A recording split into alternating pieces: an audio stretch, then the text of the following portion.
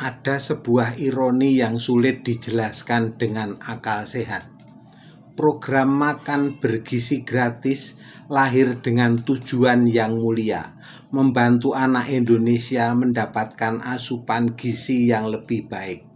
Tetapi kini publik justru disuguhi kabar tentang dugaan korupsi pengadaan barang di lingkungan pengelola program tersebut.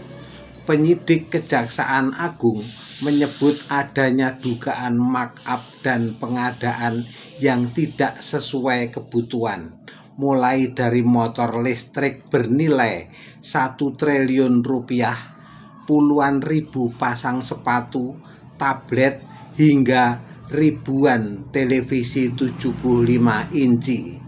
Pertanyaannya sederhana, sejak kapan televisi raksasa menjadi menu gizi? Sejak kapan motor listrik menjadi lauk pauk?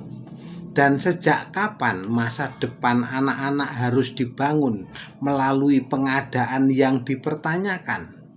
Kalau dugaan ini terbukti benar di pengadilan, maka yang dirugikan bukan hanya negara.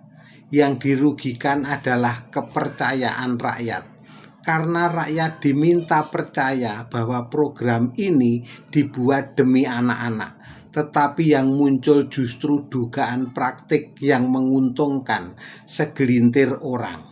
Yang lebih menarik lagi, banyak warga merasa kasus ini baru bergerak setelah kritik publik terus berdatangan.